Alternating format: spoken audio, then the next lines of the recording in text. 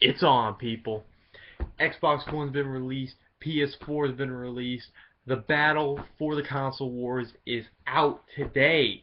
Well, yesterday. Whatever. It's been a while. What's up, guys? First impressions again. This time, my thoughts of the PS4 and the Xbox One. And its release since Xbox One came out yesterday, and the PS4 has been out for about a week now, and people have already been reviewing and talking about both systems, doing their unboxings, doing their talk about it. I feel like I should talk about it because consoles are really a thing to me. I'm a hardcore gamer. I've got all my consoles over there, I got all my games over here, and I'm really thinking about getting both gens, but I'm gonna get the Xbox One first. But anyway, thoughts. Both of these systems released on day one, they both sold 1 million copies. Okay, that's $500 million for Xbox, and that's 400 million for PS4, all on the first day. And this is some intense shit, man. Like, this is some serious crap. I mean, the first time day one that Xbox One was released, I was checking shit out on Amazon to see if I could purchase one from there, and immediately there was so many like just hates on there. Like, people were downing, giving Xbox One star on its first day of release, hours after it was released, day one. People were like, "Oh, it's such shit that I can't put my games on it." And I checked the comments and everything, and some of them were called Sony Profit, stuff like that. Like, they were obviously people who loved Sony games, and just by their names alone, they gave it away, and they didn't give no legit reasons why they hated the system. Just like, "Oh, this is not good. You should definitely buy PS4." And there's a lot of people who were defending the console, giving it 5 stars, and I think some of them were a little too over excited about it. But with PS4, some people had said that Xbox people had done the same thing. They had given the PS4 1 star. I hadn't checked on that, but I will probably later. And they said you should wait till Xbox. So the war is on which console is better, which games are coming out, and saying that, really comparing the day one release for these games, their main launch titles, really comparing, I'd say Xbox does have the upper hand a little bit. With the launch titles for PS4, you have Killzone, which I had no problem with. I actually enjoyed Killzone 3. And you have Knack, and a handful of other games um, that will be coming out or have already been out for a while, and you just got those regular releases like Assassin's Creed 4, shit like that. And with Xbox, I'd say the two main ones that everybody's thinking of, everybody's talking about, is Killer Instinct and Dead Rising 3. Both of which I've seen reviews for have gotten a 7, a 7.5, or an 8. It's not really anything huge. These games have been reviewed very average. I haven't checked Killzone's reviews or Knack's reviews. Probably should have before I started this video. But what I'm saying is, like, in terms of marketing, I think Xbox had the upper hand with releasing Dead Rising 3 and Killer Instinct in their day one releases, because those are well-known nostalgic games, except for Dead Rising 3, of course, that's a new one. But making a sequel and having it release day one to a popular game like Dead Rising, and exclusive to the 360 or the One, it's a good way not only to bring your audience to the console, but it's a good way to demonstrate the capabilities of your console. I heard that the Dead Rising 3 does not have the best graphics, but it's going to do exactly what the first Dead Rising did, and it's going to show off how much they can put on the screen. Like, how many zombies are you going to see on that screen? How many different ways can you kill them? How open is this world? And with Killer Instinct is a very nostalgic game for a lot of people, including myself. I had Killer Instinct from the N64.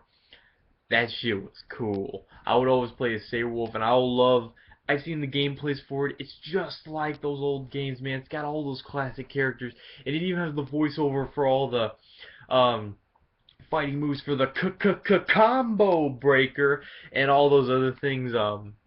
It even has character customization. Well, not customization for characters, but it has like armor pieces that you can unlock for your characters and place them individually. They can unlock through. It looks like a solid game. I'm not gonna say it's gonna win any fighting awards anytime soon. It looks solid, and again, it's been reviewed very average. It hasn't gotten shit reviews. It's either gotten 3 out of 5s, 4 out of 5s, 7.5 out of 10, stuff like that. It's very average. Same thing with Dead Rising 3. It's getting 7s out of 10s, 8.3s out of 10s. It's getting good to above to great. Nothing like, oh my god, you must buy this console for this game right now. I know other games like Rise have been reviewed terribly and mediocre. For the one, and I expected actually Rise to be a terrible game. I don't know. It's just I looked at the game and they weren't showing a lot of the game, and I was like, this game looks good, but there's something about it I'm not gonna like, and I decided really not to get it. I'm not gonna get it. I'm gonna stick with Dead Rising 3 and Killer Instinct. I'm gonna get those obviously, but I also want to get some Kinect games because Kinect 2.0 is out. And this thing's going to be put to the test. It's going to be put to, is this thing going to be great? PS4, on the other hand, is cheaper. And that's one of the things you got to really consider. That it came out $100 cheaper, but Xbox One has Kinect. I'm not trying to defend Xbox One. I'm talking about it a lot, I know. But okay, PS4. PS4 did get the jump start. It has that controller with the touchscreen, with the mic attachment. The DualShock controller does look like it's emulating more of an Xbox controller than a PlayStation controller. It looks like a Sony PlayStation controller still, but some of its controls or its design is more Xbox. Minus, of course, that touchpad. I don't know how they're going to implement the touchpad yet. I haven't seen a game. I know in Killzone that you can listen to audio logs through the mic in your controller. That's kind of cool. It's kind of like what No More Heroes did with phone calls on the Wiimote, you know, for No More Heroes 1 only. But it's all really going to see what they're going to do and how they're going to apply the features. Like, Sony's going to have to find a way to apply this touchscreen onto there. It's going to be just a useless feature.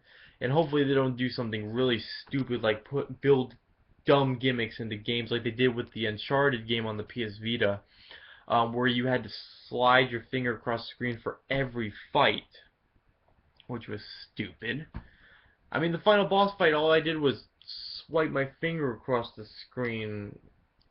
Stupid. Hopefully it's not like that. I mean, I've heard it can also be used for a mouse, for like browsing the internet. That's cool for its internet hookup and everything. A little bit of controversy. People talk about how they can't get their video streaming software hooked up through Twitch and everything, and those apps ain't coming in yet. And since Sony did their HDCP thing, their high bandwidth digital content protection, which means you cannot record your shit on the PS4. I think it's the same situation with the Xbox One. Although I hear you can use an Elgato to capture the Xbox One, so I'm not too sure on that. But that is going to piss off a lot of gamers. I know there's an app thing you can equip, but Sony hasn't done it yet. Xbox, with recording equipment, you can do it right away. The recording video streaming stuff has not been applied yet also. So we're going to see how that hooks up. But as far as connection cameras, like with comparing the Eye to the Kinect, I think the Kinect obviously has the upper hand, just on the fact that how big the camera is. It's more of a widescreen type of camera, and I've seen it work. My buddy and I just tested it out over Skype today, and definitely, I think it has the upper hand because it will move with you as this eye camera does not, and it's kind of small. But in terms of games, I really question the Kinect's capabilities. We're gonna have to see with that because Kinect did not deliver except for dancing games last time.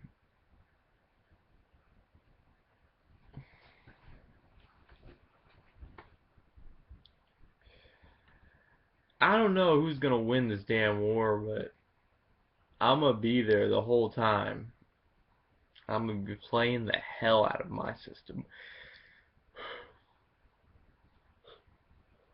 Hey, you guys better be playing the hell out of yours, okay?